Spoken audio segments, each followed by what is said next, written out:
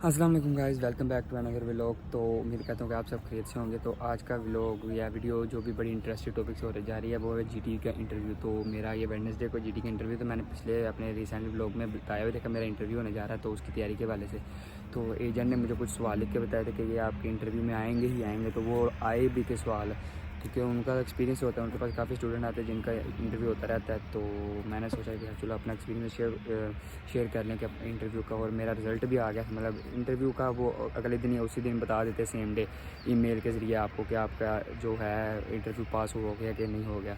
तो मेरा अल्हम्दुलिल्लाह पास हो गया था। तो मैं आपको बता दूं कि कौन कौन से मतलब सवाल पूछते हैं। तो फ़र्स्ट ऑफ़ ऑल मैं पहले ये बता दूं कि वो बाहर से कॉल नहीं आती, वो उनके जैसे बंदे होते हैं, वो पाकिस्तान में होते हैं, तो वो पाकिस्तान के लोकल नंबर से कॉल आती है। तो मेरा था आइंसबरी, तो उन्होंने मुझे पहले कॉल की। तो वो कहते हैं अस्सलाम वालेकुम, गुड आफ्टरनून। तो गुड आफ्टरनून के बाद उन्होंने क्या कि मैं इस तरह आइंसबरी कॉलेज से लीडिंग करता हूँ, तो इधर का, तो उसके हवाले से आपका इंटरव्यू करना था। तो मैंने कहा जी सर। उन्होंने पूछा कि आप अवेलेबल हैं, तो मैंने कहा जी अवेलेबल हूँ। तो उसके बाद उन्होंने इंटरव्यू शुरू किया। उन्होंने कहा कि पहले अपना इंट्रोडक्शन कराओ। तो मैंने इंट्रोडक्शन करवाया फटाफट इंग्लिश इंग्लिश में सारा कुछ बोलना पड़ता है, तो भाई इंग्लिश अच्छी होनी चाहिए थोड़ी सी। और इंट्रोडक्शन में पहले इंट्रोडक्शन करवाया। इंट्रोडक्शन के बाद अपने मैट्रिक कहाँ से की, कितने नंबर आए, और फिर इसके बाद इंटर कहाँ से की, कितने नंबर आए, और कौन से ईयर में की, ये हो गया। उसके बाद उसने पूछा कि आप ऑस्ट्रेलिया ही क्यों आना चाहते हैं, मतलब आप किसी और कंट्री में भी जा सकते हैं जैसे यूके, कनाडा। उसने ऐसे मुझे पूछा। तो मैंने बोला कि मस्का लगाने के लिए भाई ऑस्ट्रेलिया ही अच्छी कंट्री है, क्योंकि मैंने पहले पॉइंट पे किया था कि मैं फ़र्स्ट ऑफ ऑल कि जो ऑस्ट्रेलिया का क्राइम रेट है वो ना होने के बराबर है, मतलब उधर इंटरनेशनल स्टूडेंट की इज़्ज़त की जाती है, उधर क्राइम रेट कुछ भी नहीं है, ऐसा कोई सीन नहीं है। तो दूसरा मैंने ये बताया कि उधर का जो वेदर है वो पाकिस्तान से मिलता जुलता है, पाकिस्तान इंडिया मतलब हर एक से मिलता जुलता है। और बाकी जो कनाडा और यूके का है वेदर, और जो कनाडा और यूके का वेदर है वो बहुत ही ख़राब है, मतलब उधर बहुत सर्दी होती है जो कि बियरेबल नहीं होती। हमारे इधर इतनी सर्दी नहीं पड़ती, जिधर उधर तो बर्फ़बारी गिरती है, हमारे इधर ऐसा कोई नहीं होता। उनका ठीक हो गया।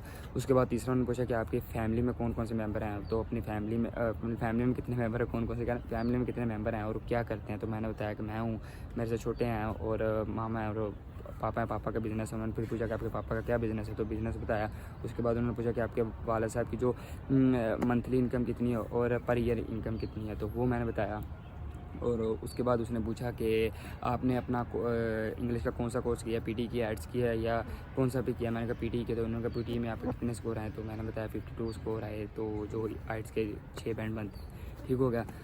तो उसके बाद उसने पूछा कि इससे पहले आपने किसी और यूनिवर्सिटी में या फिर किसी कंट्री में अप्लाई किया। मैंने कहा नहीं, मैंने किसी कंट्री में किसी यूनिवर्सिटी में अप्लाई नहीं किया, ये मेरी पहली यूनिवर्सिटी और पहली कंट्री है। तो उसने कहा मतलब आपको कोई रिफ्यूज़ल नहीं है। मैंने कहा नहीं, मेरा कोई रिफ्यूज़ल नहीं। उसके बाद उसने पूछा कि आपका कोई रिलेटिव रहता हो ऑस्ट्रेलिया के अंदर। मैं कहा नहीं, मेरा कोई रिलेटिव रहता नहीं, और अगर आपका भी कोई रहता हो तो आपने ना करनी है, मतलब कोई भी नहीं रहता, ठीक हो गया। तो उसके बाद उन्होंने कहा कि आप कौन से कोर्स में जा रहे हैं। तो मैं जा रहा था नर्सिंग फील्ड में। तो नर्सिंग से पहले उसने बोला कि आपका कॉलेज कौन सा है।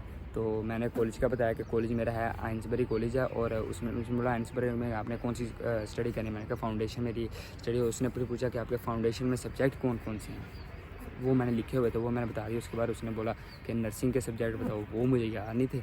तो वो उधर थोड़ा सा मैंने उसे बोला कि मैं थोड़ा सा नर्वस हो गया। उसने कहा कोई मसला नहीं, आप नेक्स्ट क्वेश्चन में हम मूव ऑन होते हैं। तो वो बस इधर से थोड़ी सी गलती हुई थी।